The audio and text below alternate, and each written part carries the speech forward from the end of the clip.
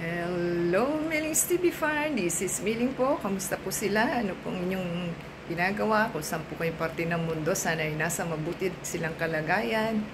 At tayo po yung i-share sa inyo at tayo po ay busy sa kitchen. Ayan po ang ating mga rekado. Meron po tayong malinis na bangus na po, ang palaya. At meron din po tayong talong. At meron din po tayong green chili. At meron po tayong ginger. May garlic po tayo. Meron po tayong black pepper. May salt po tayo. At tayo po ay may vinegar. At hindi magiging paksiw ko lang vinegar, di ba? So, yan na po ang ating mga rekado. At the same time, gagayat na po tayo ng ating ampalaya.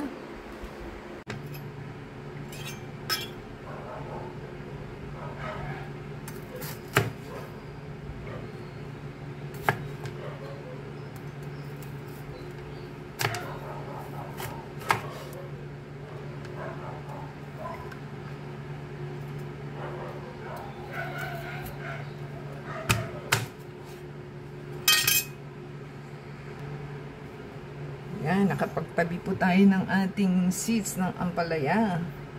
So, pwede po natin itanim yan.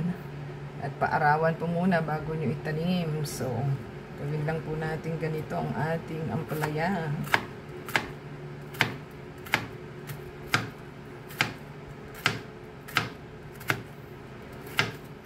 At ibabad po sa tubig.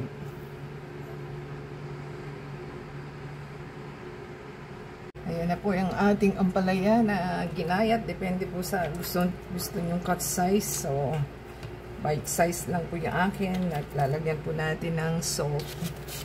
At ibabad para hindi daw po mapait. Ayan. Ganyan lang naman po. At set aside. Tayo lang po natin. Yan po ang ating eggplant. Depende po sa inyo kung paano nyo i-cut ang inyong eggplant. So, ganyan lang naman po siya. Kanya-kanyang paraan na lang. At ako lang naman po ang kakain niyan. Ganyan lang po natin. Yan po ang ating onion na gagamitin. At try lang po nating gayatin. Ayan lang po natin.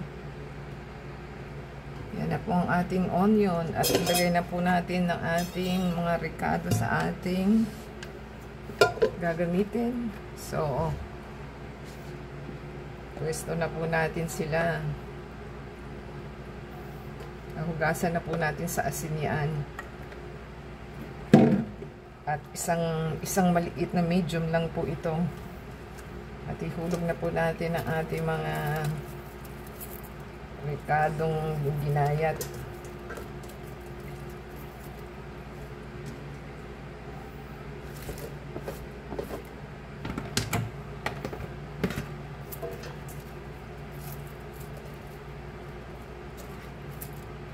Yan na pong ating green chili. At yan po ang ating eggplant. At gagayat pa po tayo ng ating garlic and luya. Tayin lang po natin at ating pong gayatin. Yan. Yan na po ang ating napitpit na garlic at ito pong ating luya.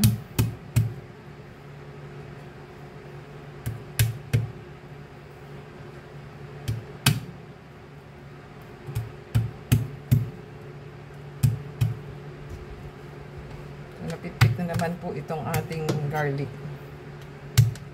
Pwede na po natin ilagay sa ating rekado.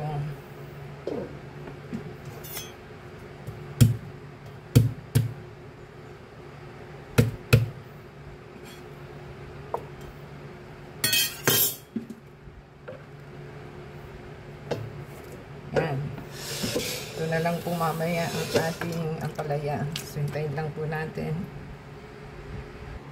Yan, lagay na po natin ang ating pinigang ampalaya. At mabilis pong maluto ang ating isda. Hindi po tayo madalas nagluluto nito. So, parang first time ba? Yan po ang ating gagamitin. Half tsaka 1/4 teaspoon. So, maglagay na po tayo ng ating asin. Depende po sa inyong panlasa at atin na pong aasinan. So, kung may 1/4 po. Yan. Gagamit po tayo ng 1/3 sa ating suka. Vinegar. Depende po yan. Depende sa inyo kung ano po ang taste ninyo. Yan. At gagamit po tayo ng toyo. Ng ating soy sauce. At wala po tayong patis. So, depende na lang po yan. Kung ano po ang type ninyo. Kung saan kayo okay. So, pwede naman po lagyan na ng tubig. Power on na po natin ang ating induction cooker.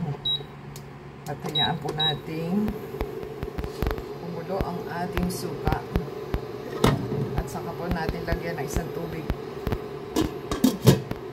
So, try po natin 20 minutes. Yan. Ayun lang po natin. So, try po nila kung kumukulong na. Baka mawala ng tubig ang ating at kung wala na pong asim, amuyin po nila kung wala ng asim sa wala lagyan ng tubig. Ayun lang po natin.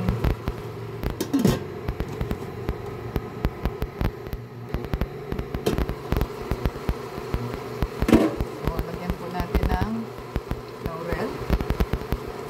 Lagyan na po natin ng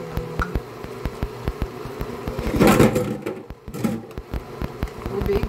Ayan.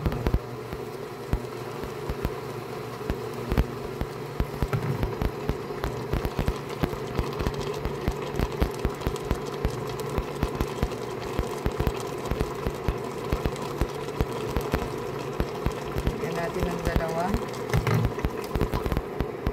Ayan. Pan po natin ulit. Para maluto siya. Yan, balik ka rin po natin ang ating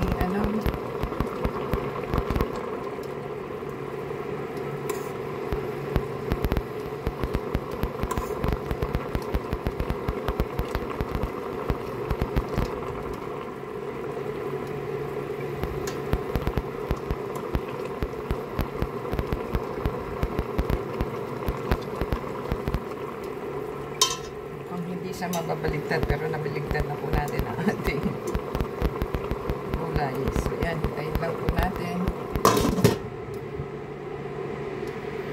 Atin pong tikman kung maalat o maasim. Yan, hintayin po natin.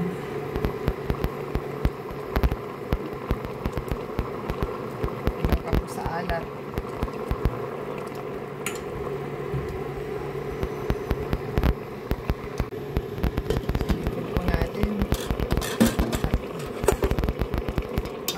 Naman na po siya.